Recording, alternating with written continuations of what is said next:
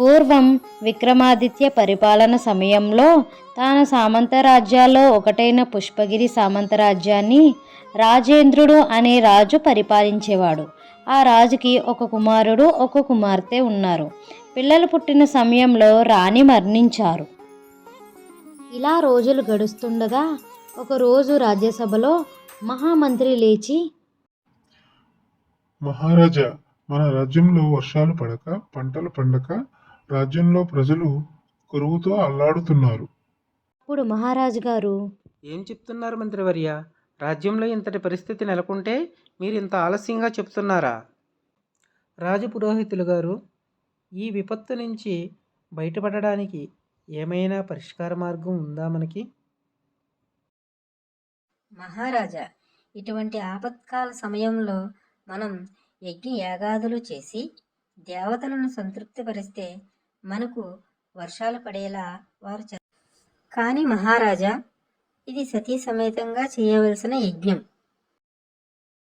అప్పుడు రాజు లేచి, పురోహితుల గారు, మహారాణి గారు లేరు కదా, మరి ఇప్పుడు ఎలా?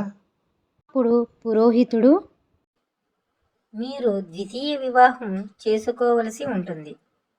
ఎందుకంటే యజ్ఞయాగాదులు చేయాలంటే సతీ సమేతంగానే చెయ్యాలి. అంతేకాకుండా యువరాజు యువరాణి చిన్న వయసు కలవారు.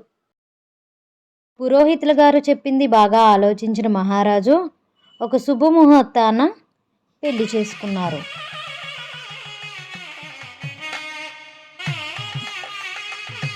పురోహితుడు చెప్పినట్లుగా రాణితో కలిసి యజ్ఞంలో పాల్గొన్నారు మహారాజు.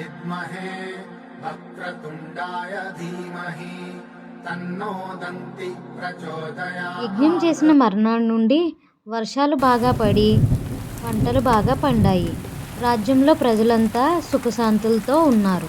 అలా రోజులు గడుస్తున్నాయి. చలికత్తె మహారాణి దగ్గరికి వచ్చి, మహారాణి, మీ వైభోగం చాలా బాగుంది, కానీ మీకు పుట్టే సంతానం ఈ రాజ్యానికి రాజయ్యే అవకాశం లేదు. ఏం మాట్లాడుతున్నావు నువ్వు? ఎందుకంటే న్యాయం ప్రకారం పెద్దరాణి కొడుకే యువరాజు అవ్వాలి. అప్పుడు మహారాణి దీర్ఘాలోచనలో పడ్డది. అప్పుడు మహారాణి చెలికత్తెతో, అయితే ఇప్పుడు మనం ఏం చెయ్యాలి? మహారాజుకి ఆ పిల్లలంటే చాలా ఇష్టం కదా. ఇప్పుడు చెలికత్తె, మహారాణి, నేను ఒక మందు తెచ్చి ఇస్తాను. దాన్ని రోజు రాజుగారు తినే ఆహారంలో కలిపి ఇవ్వండి. అప్పుడు మహారాణి, దానివల్ల ఏమన్నా మహారాజుకి ప్రమాదం ఉందా అని అడిగారు. అప్పుడు చెలికెత్తే, లేదు లేదు మహారాణి, అది తినడం వల్ల రాజుకేమీ ప్రమాదం ఉండదు. మహారాణి, అది రోజు రాజుగారు తినడం వల్ల మీ చెప్పు చేతుల్లో ఉంటారు. అలా చెలికత్తి ఇచ్చిన మందుని రోజు మహారాణి రాజు తినే ఆహారంలో కలిపి ఇస్తుంది. అలా రోజులు గడుస్తూ ఉంటాయి. ఒకరోజు మహారాణి రాజు దగ్గరికి వచ్చి, మహారాజా, చెప్పండి మహారాణి, ఇలా వచ్చారే, నాతో ఏమైనా చెప్పాలా? మహారాజా, నేను ఈ రాజ్యంలో మీతో కలిసి ఉండాలంటే పెద్దరాణి పిల్లలు ఈ రాజ్యంలో ఉండకూడదు.